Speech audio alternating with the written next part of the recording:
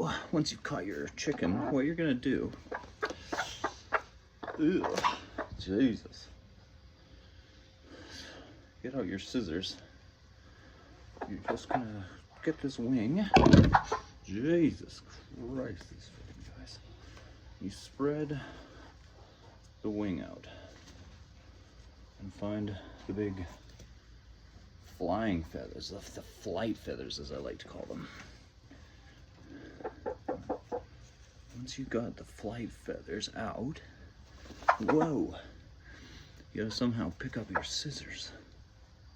Hold your wing there, buddy. Oh. These are, whoa,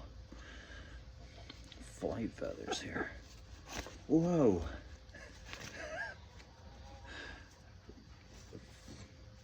Like I said, you get these flight feathers. This would be a lot easier with another person here. Come on, little chicken. I think what you do is you just cut these wings off.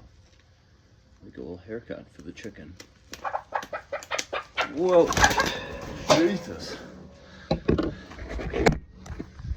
That's how it is, folks. It's easy like that. And you get 3 more.